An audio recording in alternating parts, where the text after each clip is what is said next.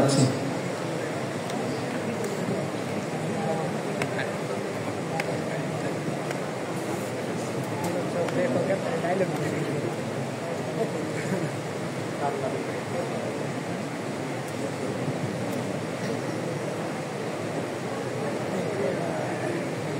আসসালামু আলাইকুম ওয়া রাহমাতুল্লাহি ওয়া বারাকাতুহু।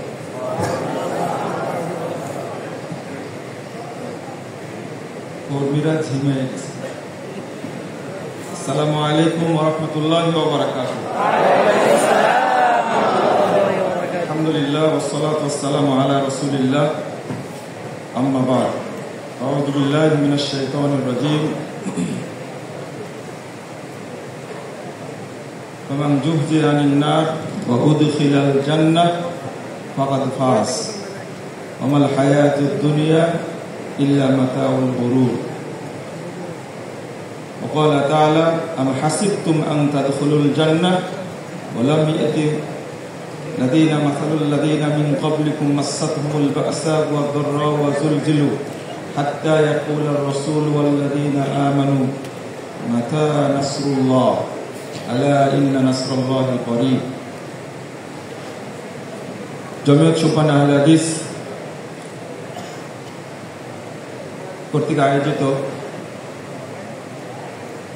একাদশ কাউন্সিলের সম্মানিত সভাপতি, প্রধান অতিথি, বাংলাদেশ জমিয়ত আহলে হাদিসের শ্রদ্ধাভাজন মাননীয় সভাপতি অধ্যাপক ডক্টর আব্দুল্লাহ ফারুক সালাফি, উপস্থিত আছেন জমিয়ত সুবহান আহলে হাদিসের সাবেক সভাপতিবৃন্দ, বিশেষ করে আমার শ্রদ্ধাভাজন স্যার এবং সুবহানের দুইবারের সফল সভাপতি, রাজশাহী বিশ্ববিদ্যালয়ের সম্মানিত রেজিস্ট্রার প্রফেসর ডক্টর ইফতেখার আল মাসুদ, আমরা বিশ্ববিদ্যালয়ে পড়লেও আমাদের তখন স্যার হলেও আমরা একটা সময় যেহেতু কেন্দ্রীয় দায়িত্ব পালন করেছি, স্যারকেও এক সময় ভাই বলতাম। তো আজকে স্যার বলে সম্বোধন করছি, পাশাপাশি আরো যারা আছেন এখানে তাদের সাথে সম্পর্ক আমাদের ভাইয়ের মতো। আলোচকবৃন্দ এবং আগামী দিনের ভবিষ্যৎ এবং রাষ্ট্র সমাজ গঠনের মূল কারিগর, সুবহানের বিভিন্ন পর্যায়ে দায়িত্বশীল ও কর্মীবৃন্দ, আমি শুরুতেই দুইটা বিষয়ে দৃষ্টি আকর্ষণ করব। যেমন কালকে যখন আমি মাজলিসে আহমেদ সদস্যবৃন্দ এবং সালেহ যারা তাদের সাথে কথা বলছিলাম, জিজ্ঞেস করেছিলাম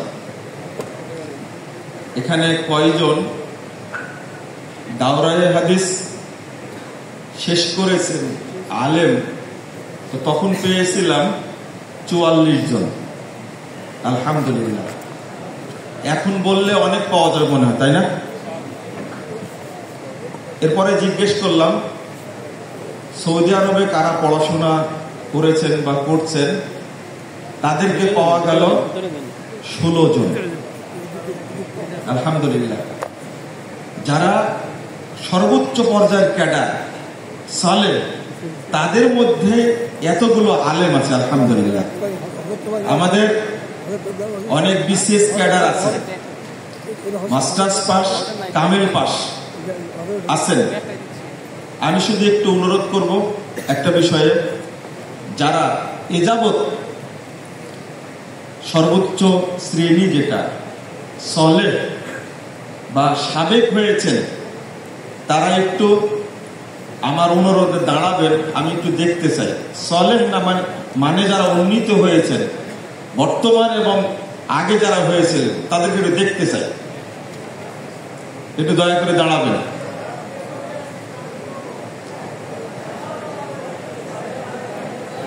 না, আমি যাদেরকে সলেহ বলেছি এখন কেন্দ্রীয় সভাপতিও থাকতে পারেন তো, তাই না? যে সবাই সালেহ, আলহামদুলিল্লাহ আলহামদুলিল্লাহ। এই যে পিছনেও দাঁড়ায় আছে দেখেন, আলহামদুলিল্লাহ। ওই যে উপরেও দাঁড়ায় আছে, আলহামদুলিল্লাহ। নাহনু মিনাস সালিহিন, মাশাআল্লাহ, আলহামদুলিল্লাহ, বারাকাল্লাহু ফিকুম। আমি একটু কষ্ট দিলাম, এখানে একটা প্রস্তাব দেব, তাই সেটা হলো সুব্বান সভাপতি এখনো আছেন যিনি তাকেও বলবো, আগামীতে যিনি আসছেন তাকেও বলবো, শুধু ওই যে নাহনু মিনাস সালিহিন যারা সলেহ সাবেক এবং বর্তমান তাদেরকে নিয়ে আমরা একটা পৃথক প্রোগ্রাম করতে চাই। আপনারা কি রাজি আছেন? অনেকে মুরব্বী হয়ে গেছে, তারা হয়তো রাজি হবেন না, নাকি? এর মধ্যে একটা ফায়দা আছে। আর একটা শেষ কথা এ বিষয়ে আমি বলতে চাই, আজকের কাতারে যারা বসে আছেন এখানে আমাদের professor doctor Saiful Islam Siddiqui sir আছেন, তিনি ছাড়া আর ওইদিকে আমাদের সভাপতি সেক্রেটারি ঢাকা দক্ষিণ জমিয়ত, আরেকজন কোথায় গেল? রেজাউল ভাই, ওই দেখতে পাচ্ছি। একটু খেয়াল করে দেখেন এখানে যারা আছেন, শেখ চলে গেছেন তাই না? নুরি সাহেব, হ্যাঁ, এখানে গোলামপুরের নুরি সাহেব, তিনি শেখ এখানে আসছিলেন, বক্তব্য দিয়েছেন, আমি দেখেছি তার সাথে। তিনি ছাড়া আমাদের প্রথম আহ্বায়ক এখানে আছেন, তিনি একজন অধ্যক্ষ মনিরুজ্জামান, আলহামদুলিল্লাহ। আমি একটু সাবেক সভাপতিদেরকে একটু দাঁড়াতে বলছি, আমরা একটু ক্যামেরা বন্ধ হবো ইনশাআল্লাহ। আবার দাঁড়ান একটু কষ্ট করে, আপনি দাঁড়ান। ওই যে না, সাবেক সভাপতি তো ওখানে, কিন্তু আমাদের শেখ হারুন ভাই দাঁড়াননি। দাঁড়ান, আপনি দাঁড়ান। আমি দাঁড়া আছি তো। আমি যুব সংঘের কেন্দ্রীয় সভাপতি ছিলাম দুইবারে, আলহামদুলিল্লাহ। এখানে যারা আছেন আমাদের কর্মীদের জন্য বলছি, তারা এখন সুব্বানের থেকে যাওয়ার পরে আলহামদুলিল্লাহ সবাই দেখছেন ক্যামেরা বন্দী হলো, তারা অনুপ্রাণিত হবেন যে প্রত্যেকটা আগামী দিনে জমিয়তকে, বাংলাদেশের জমিয়তের কার্যক্রমকে সর্বস্তরে পৌঁছিয়ে দেওয়া একটা স্তম্ভ এবং আলোক স্তম্ভ, আলহামদুলিল্লাহ। আল্লাহ যেন কবুল করেন, আমিন। স্যার একটু বসেন, আমি কষ্ট দিলাম একটু। এখানে ভালো লাগছে যে সবাই আছে, বাংলাদেশে আর কোনো সংগঠন নাই যে সিরিয়াল এভাবে দাঁড় করালে সবাইকে পাওয়া যাবে। আমি জেনে বুঝেই বলছি, অনেকের পদস্খলন ঘটেছে, কিন্তু সুব্বান এমন ভাবে কর্মী তৈরি করেছে যে জমিয়তের জন্য তাদের দায়িত্বশীলদেরকে ওয়াকফ করে দিয়েছে, আলহামদুলিল্লাহ আলহামদুলিল্লাহ। এবং দোয়া করি আল্লাহ রাব্বুল আলামিন যেন তাদেরকে মৃত্যু পর্যন্ত এবং মৃত্যুর পরেও যেন সুব্বানের কর্মী যারা আসবে, আলেম দায়ী যারা আসবে, তারা যেন তাদের জন্য অন্তর খুলে দোয়া করে, আমিন ইয়া রাব্বাল আলামিন। আমি একটা কথা বলে শেষ করব, সেটা হলো আমরা জান্নাতে যাব এই মর্মে আমাদের কোনো এমন কোনো গুণ আছে যেটার কারণে আল্লাহ আমাকে জান্নাত দিবেন? আমি বলতে চাই, আমি এমন কি করেছি যে আল্লাহ আমাকে জান্নাতের জন্য নির্বাচন করবেন? আজকের সফলতা বড় সফলতা না। আল্লাহ রাব্বুল আলামিন বলছেন, মান জুহজিয়া আনিন নার ওয়া উদখিলাল জান্নাহ ফাকাদ ফাজ। যে জাহান্নাম থেকে মুক্ত হয়ে জান্নাতে প্রবেশ করবে, তিনি হলেন প্রকৃত সফল ব্যক্তি। আমরা যাদের কথা বলি, যারা সালাফ এবং যারা সালাফি বিদ্যান এবং যারা সালাফি সৈনিক যাদেরকে বলি, তাদের জীবনের কষ্ট, ত্যাগ এবং তাদের পরিশ্রম যদি আমরা একটু খেয়াল করি, তাহলে দেখতে পাবেন যে তাদের কাছে আমরা কিছুই না। যদি প্রথম ভাবি সাহাবা কেরামের কথা, তাহলে যে ত্যাগ তারা দিয়েছেন মাক্কি জীবনে এবং মাদানী জীবনে, ওই ত্যাগটা আমরা এখনো দিতে পারিনি। আল্লাহ রাব্বুল আলামিন বলছেন, আম হাসিবতুম আন তাদখুলুল জান্নাহ, তোমরা কি মনে করে নিয়েছো জান্নাতে প্রবেশ করবে? ওয়ালাম্মা ইয়াতি মাসালুল লাযিনা খালাউ মিন ক্বাবলিকুম মাসসাতহুমুল বা'সাউ ওয়াদ-দাররাউ ওয়া যুলজিলু হাত্তা ইয়াকুলার রাসূলু আল্লাযিনা আমানু মাতা নাসরুল্লাহ। জমিনের উপরে টিকতে পারেনি, আল্লাহ রাব্বুল আলামিনের পক্ষ থেকে নাজিল হওয়া আয়াত রাসূল সাল্লাল্লাহু আলাইহি ওয়াসাল্লাম পড়ে শোনাচ্ছেন, এত কষ্টের পরেও বলছেন ওই যুগ তো আসেনি, আর তোমরা মনে করে জান্নাতে ঢুকে যাবে। রাসূল সাল্লাল্লাহু আলাইহি ওয়াসাল্লাম বললেন, সান্ত্বনা দিলেন, কিন্তু এমন পরিস্থিতি তৈরি হলো, অবশেষে আল্লাহ রাসূল পর্যন্ত বলে ফেলেন, সাহাবীরাও বললেন, মাতা নাসরুল্লাহ, আল্লাহর সাহায্য কখন আসবে? আল্লাহ জবাব দিলেন, আলা ইন্না নাসরুল্লাহি করিব, তোমরা আশা রাখতে পারো আল্লাহর সাহায্য অতি নিকটে। আমরা এমন কি ত্যাগ দিয়েছি, আমরা খুবাইব রাদিয়াল্লাহু আনহুর কথা বলি, আমরা বেলাল রাদিয়াল্লাহু আনহুর কথা বলি, আমরা আম্মার রাদিয়াল্লাহু আনহুর কথা বলি, তার মা সুমাইয়া, তার বাপ ইয়াসিরের কথা বলি, তাদের জীবনে যে কষ্ট দুঃখ নেমে এসেছিল, সেইটা আমাদের জীবনে এক মুহূর্তের জন্য আসেনি। খুবাইব রাদিয়াল্লাহু আনহুকে যেভাবে হত্যা করা হয়েছে এবং আসিম ইবনে সাবিতকে যেভাবে হত্যা করা হয়েছে, মুহাম্মদ রাসূলুল্লাহ সাল্লাল্লাহু আলাইহি ওয়াসাল্লাম কুরআন শিক্ষা দেওয়ার জন্য 10 জনকে পাঠিয়েছিলেন। মদিনায় জন্ম খুবাইব ইবনে আদি, মদিনা থেকে পাঠালেন রাসূল সাল্লাল্লাহু আলাইহি ওয়াসাল্লাম মক্কা এবং উসফান বা আসফান শহরের মাঝখানে হাদাত নামক জায়গাতে পাঠাইছিলেন। 7 জনকে হত্যা করে দিল, 3 জন বেঁচে গেল। যখন বলল যে তোমরা আত্মসমর্পণ করো, 200 জন তীরন্দাজ বাহিনী মুশরিকদের, আসিম ইবনে সাবিত রাদিয়াল্লাহু আনহুর ইতিহাসটা এত দারুণ ইতিহাস। তিনি বললেন, না, আমি কাফেরদের সামনে আত্মসমর্পণ করব না। তাকে তীর মেরে 7টি তীর মেরে তাকে হত্যা করা হলো। তারা কতটা কবুলিয়ত প্রাপ্ত সাহাবী ছিলেন। যখন মারা গেল, মক্কার লোকেরা বলল তার দেহের কোনো একটা অংশ নিয়ে এসে তোমরা কুরাইশ নেতাদেরকে দেখাও, আমরা মুহাম্মাদের আমিরকে আমরা হত্যা করেছি, তার হয় কান কেটে নিয়ে আসো, না হলে তার নাক কেটে নিয়ে আসো, না হলে পা কেটে নিয়ে আসো। রাসূল সাল্লাল্লাহু আলাইহি ওয়াসাল্লাম বলেছেন, যখন তাকে নিতে যাচ্ছে, ফাবুইসা ইলা আসিম মিসলু তুল্লাহ মিনাত তাবর ফাহামাতুহু মিন রাসূলিহিম। রাসূল সাল্লাল্লাহু আলাইহি ওয়াসাল্লাম বলেছেন, যখন তাকে গোশত কাটার জন্য একটা টুকরা নিয়ে আসার জন্য কাছে গেছে, আল্লাহর পক্ষ থেকে মৌমাছির বড় ঝাঁক এসে, এটা মৌমাছি মিসলু যেহেতু বলা হয়েছে, এরা মৌমাছি ছিল না, এটা আল্লাহর পক্ষ থেকে ফেরেশতা ছিল। তারা এসে যখন তাকে ছায়া করে ধরেছে, তখন তার দেহের কোনো অংশ কাটতে পারেনি।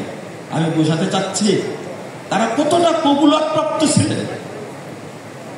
এবং খুবাইব রাদিয়াল্লাহু আনহুকে আটক করার পরে যখন হত্যা করবে, তখন হারেসকে যেহেতু হত্যা করেছিলেন খুবাইব রাদিয়াল্লাহু আনহু বদরের প্রান্তরে, এই জন্য হারেসের সন্তানরা তাকে কিনে নিল তাকে হত্যা করবে। তাই ওই হারেসের নিয়ে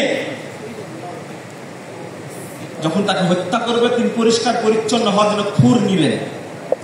এই খুর তার হাতে আছে, খুবাইব রাদিয়াল্লাহু আনহুর হাতে। হারেসের মেয়ের সন্তান মেয়ে গেছে তার কাছে, খুবাইব রাদিয়াল্লাহু আনহুকে হত্যা করা হবে, ওই অবস্থায় তার হাতে খুর আছে। তার নাতনিকে উরুর উপরে বসায় আদর করছেন খুবাইব রাদিয়াল্লাহু আনহু। তার মেয়ে বলছে, তোমার কাছে কিভাবে আমার মেয়েটা গেল? হারেসের নাতনি। তখন খুবাইব রাদিয়াল্লাহু আনহু বলছেন, তুমি কি মনে করেছো আমি তাকে হত্যা করব?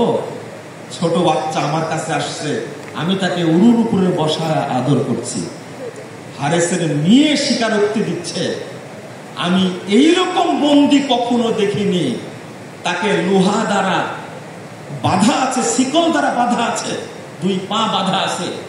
ওই অবস্থাতে বসে আমার মেয়েটাকে সে আঙ্গুর খাওয়াচ্ছে, যে আঙ্গুরের মৌসুম মক্কায় ছিল না এবং এই আঙ্গুর মক্কাতে পাওয়া যেত না। আমি জিজ্ঞেস করলাম, তুমি এটা কোথায় পেলে? তিনি সরাসরি খুবাইব রাদিয়াল্লাহু আনহু উত্তর দিয়েছেন, হাযা মিন রিজকিল্লাহ, এটা আল্লাহর পক্ষ থেকে রিজিক, আল্লাহর পক্ষ থেকে আমার কাছে এসেছে। তারা কবুলিয়ত করতেছিলেন, তাকে শুলিতে চড়ায় হত্যা করা হলো। তারা যে ত্যাগ দিয়ে গেছে, কিন্তু মরার সময় অহংকার কি? বলল, তুমি একজন যোগ্য নেতা, তুমি আজকে যদি মুহাম্মদের দ্বীন ত্যাগ করো আমরা তোমাকে ছেড়ে দেব, না হলে তোমাকে হত্যা করব। সহিহ বুখারীতে সংগ্রহ করে লেখা আছে, লাস্তু বালিহিনা উক্তালু মুসলিমান আলা আইশিকিন ইল্লাহি মাসরাই ওয়া যালিকা ফিদাতি লিল্লাহি ইয়াশা ইউবারিক আলা আওসালি শিলবিন মুসাই। তিনি বলে দিলেন, যখন একজন মুসলিম হিসাবে আমাকে হত্যা করা হয়, তোমরা আমাকে যেভাবে যে কাট করে ফেলেই হত্যা করো না কেন, প্রত্যেকটাই হবে আল্লাহর উদ্দেশ্যে। আমার দেহ থেকে যতটা টুকরা তোমরা আলাদা করবে, প্রত্যেক টুকরাই কিয়ামতের মাঠে আল্লাহ পৃথক পৃথক ভাবে বরকত দান করবে। এটা সাহাবীদের ইতিহাস।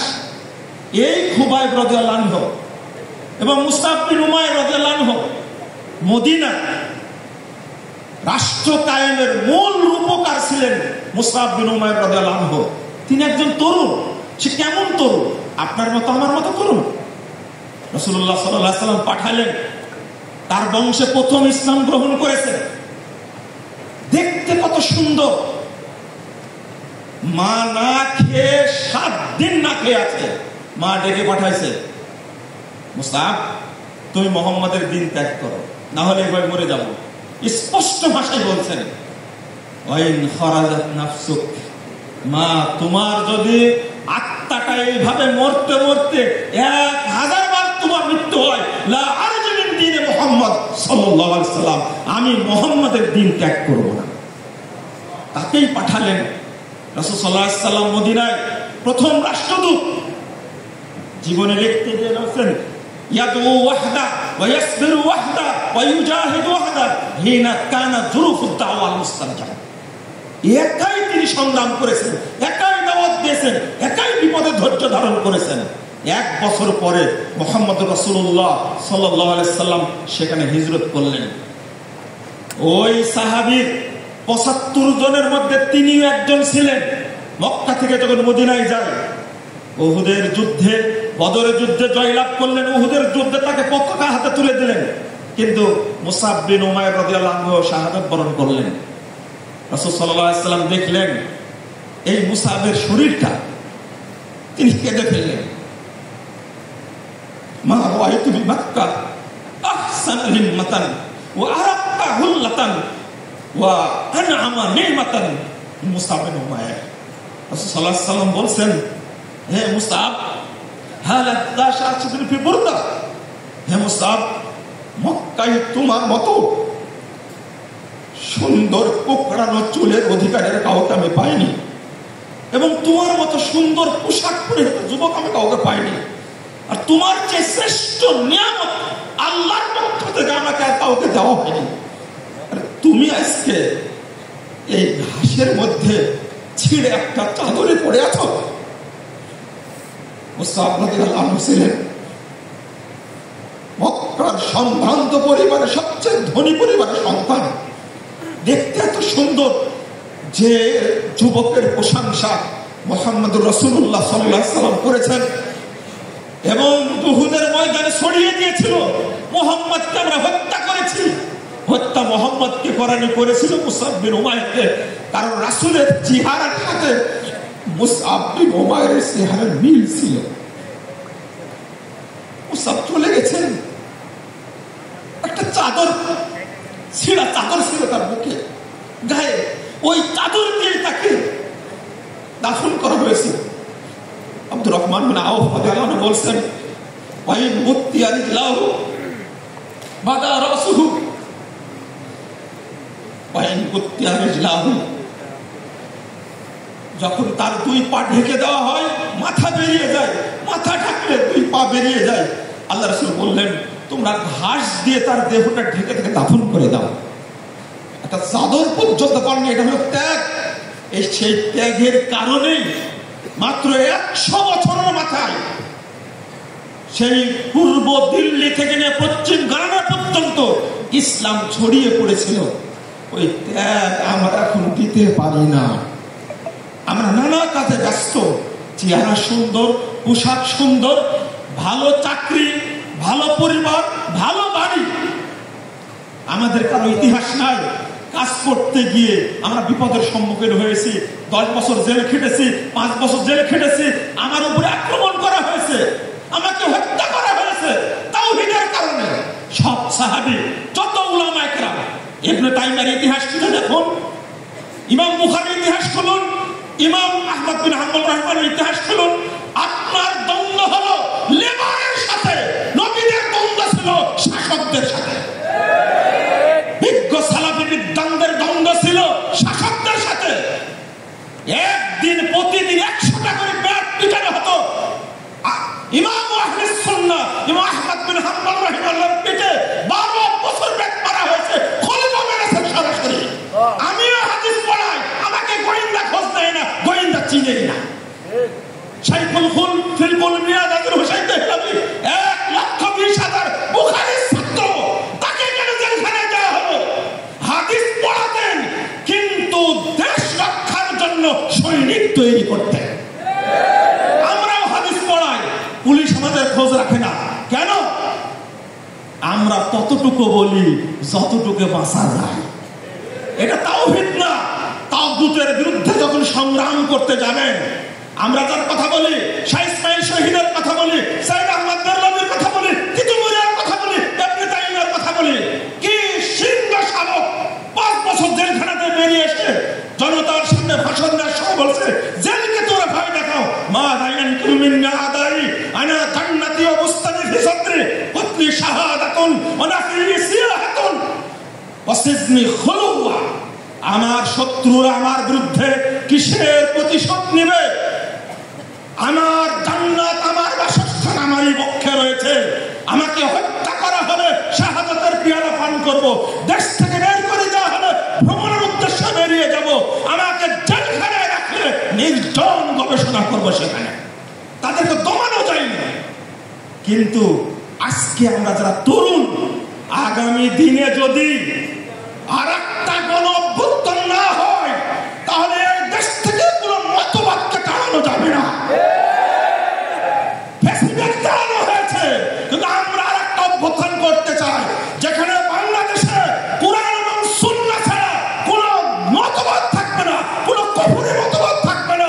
এই দেশ পরিচালনা করবে তাওহীদের মাধ্যমে ইনশাআল্লাহ। উলামায়ে কেরাম বলেছেন, ডক্টর মুস্তাফা সাহেব বলে গেছেন, এই ইতিহাস একবার ব্যাক করবে ইনশাআল্লাহ। আজকে ইসলাম চলে গেছে পীর ফকিরদের দখলে, খানকার দখলে চলে গেছে। ওই খানকার শিরক বিদাত ইসলামকে বাতিল করে মদিনার তাওহীদ ইসলাম আমরা বাংলাদেশে বাস্তবায়ন করব ইনশাআল্লাহ। আমার কাছে শপথ করতে হবে ইনশাআল্লাহ, তুলুন আমরা বাংলাদেশে তাওহীদ প্রতিষ্ঠা করব ইনশাআল্লাহ। আল্লাহ তুমি আমাদের কবুল করো, আমিন ইয়া রাব্বাল আলামিন। সকলকে আবার ধন্যবাদ জানিয়ে একটু সময় নিয়েছে জন্য মাফ করবেন। আসসালামু আলাইকুম ওয়া রাহমাতুল্লাহি ওয়া বারাকাতুহু। মাশাআল্লাহ, জাযাকাল্লাহু আহসান।